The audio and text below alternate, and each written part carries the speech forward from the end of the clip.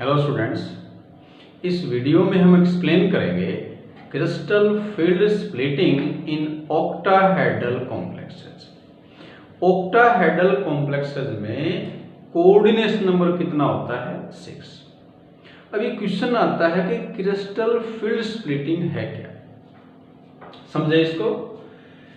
ये हमने रिप्रेजेंट किए हैं 5d orbital in free ion. जैसे अपने पास एक ये कॉम्प्लेक्स है, इसमें सेंट्रल एटम है कोबाल्ट और लिगेंड्स हैं अमोनिया। जब ये कोबाल्ट आयन फ्री स्टेट में है, मतलब जब इसने लिगेंड्स के साथ बॉन्ड फॉर्म नहीं किया है, तो ये पांचों डी ऑर्बिटल इक्वल एनर्जी के हैं। जिन ऑर्बिटल्स की एनर्जी सेम होती है वो क्या कहलाते हैं? Degenerate orbitals. तो फ्री स्टेट में ये पांचों ऑर्बिटल इक्वल एनर्जी के हैं, मींस ये डीजेनरेट हैं। अब जब सेंट्रल मेटल आयन को लिगेंड्स अप्रोच करेंगे, इनके बीच में बॉन्ड फॉर्मेशन स्टार्ट होगी।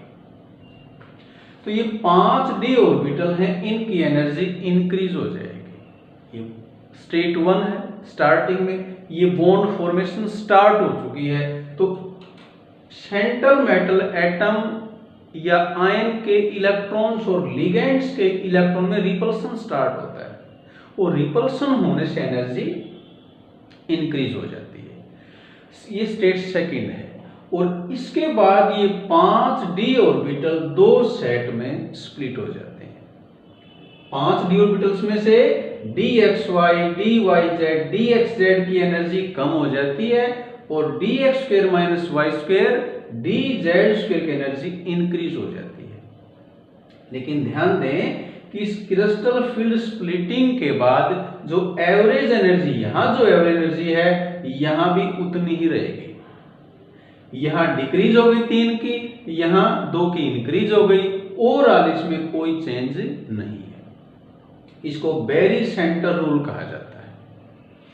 अब क्वेश्चन आता है कि इन 3 ऑर्बिटल की एनर्जी कम क्यों हुई, इन 2 की ज्यादा क्यों हुई? ये डी ऑर्बिटल्स की शेप समझे हम। ये जो 3 ऑर्बिटल हैं dxy, dyz, dxz, इन तीनों की शेप एक जैसी होती है। किस सेंस में जैसी होती है? इनकी electron density between the axis होती है। जैसे अगर ये एक्स वाई एक्सिस हैं तो ये dxy है। इसी तरह से मान लिया ये z एक्सिस है तो ये dyz हो जाएगा, और ये z एक्सिस मान लें तो ये क्या हो जाएगा? dxz। इन तीनों में इलेक्ट्रॉन डेंसिटी, ये लोब्स है ना, ये इलेक्ट्रॉन डेंसिटी को रिप्रेजेंट करते हैं। तो यहां electron density between the axis है, और ये जो 2 ऑर्बिटल हैं इनमें इलेक्ट्रॉन डेंसिटी देखें अलोंग द एक्सिस है। ये x एक्सिस है, ये y एक्सिस है, तो इसको क्या बोलेंगे? dx² - y²। इसी तरह से अगर electron density along the z axis है तो ये बन जाएगा dz²। तो इन दोनों में electron density along the axis है। और ऑक्टाहेड्रल कॉम्प्लेक्स के अंदर लिगेंड्स हैं, ये अलोंग द एक्सिस अप्रोच करते हैं, और उससे क्या होगा? इनके साथ लिगेंड्स का स्ट्रॉन्ग इंटरेक्शन, स्ट्रॉन्ग रिपल्सन होगा, जिसके कारण इन 2 ऑर्बिटल की एनर्जी में क्या आएगा? इंक्रीज। अब ये 5 डीजेनरेट डी ऑर्बिटल्स जो पहले फ्री स्टेट में डीजेनरेट थे, अब 2 सेट में स्प्लिट हो गए। कब? In presence of electric field of ligands. इसी को बोलते हैं क्रिस्टल फील्ड स्प्लिटिंग। कैसे डिफाइन करेंगे? Splitting of 5 degenerate D orbitals of metal ion in 2 sets. एक सेट्स को नाम दिया गया है T2g, एक को नाम दिया गया है Eg। ये स्पेक्ट्रोस्कोपी की टर्म्स है। In presence of electric field of ligands is called crystal field splitting. अब इस डायग्राम में देखें, T2g और Eg के बीच में जो एनर्जी डिफरेंस है इसको नाम दिया गया क्रिस्टल फील्ड स्टेबलाइजेशन या स्प्लिटिंग एनर्जी। क्या है ये? Difference of energy between T2g and easy set of orbitals। यहां डिफाइन किया हमने CFSE। अब इसमें क्वेश्चन देखो किस तरह से एग्जाम में पूछे जाते हैं। पहला क्वेश्चन तो इसमें यही है, draw CFS in octahedral complex. तो हम इसको इस तरह से ड्रा कर देंगे, सारी लेबलिंग करेंगे, स्टेट 1 2 स्टेट 3। स्टेट 3 में क्या दिखाया हमने, CFS। ये बताने की जरूरत नहीं है, सिर्फ ये डायग्राम ड्रा कर देंगे। इसमें डेफिनेशन आ जाए CFSE क्या होती है।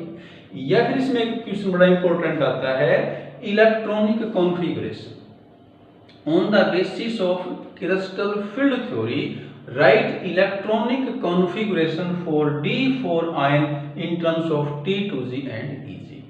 तो यहाँ ये सिचुएशन हमें गिवन होगी। डेल्टा नोट यहाँ पर क्या है, ये CFSE, O मीन्स ऑक्टाहेड्रल, और P यहाँ पर है पेयरिंग एनर्जी। क्या होती है पेयरिंग एनर्जी, अपने पास D में यहाँ हमने 4 इलेक्ट्रॉन मान रखे हैं, और D में अगर 4 इलेक्ट्रॉन है तो देखो दो सिचुएशन है।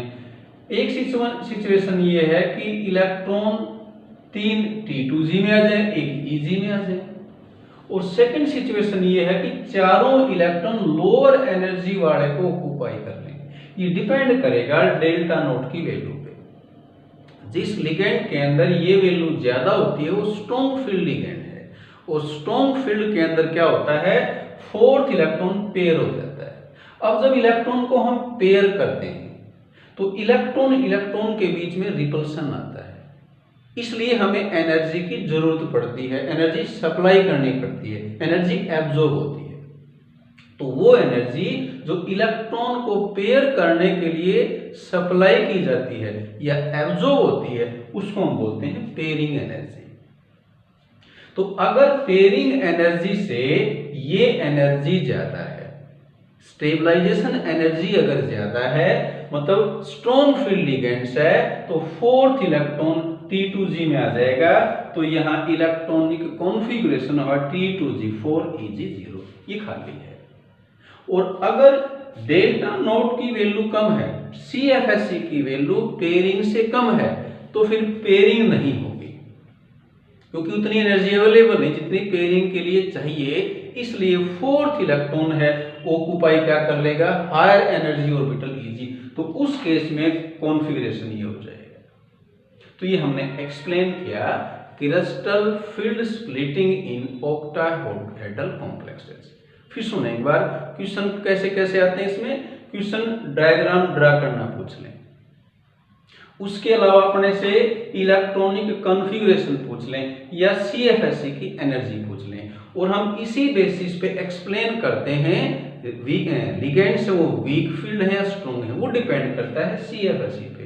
अगर CFSE ज्यादा होती है वो स्ट्रॉन्ग फील्ड लिगेंड है, कम होती है वो वीक फील्ड लिगेंड है। और इसी थ्योरी के बेसिस पे, CFT के बेसिस पे हम एक्सप्लेन करते हैं कलर इन कॉम्प्लेक्स कंपाउंड्स।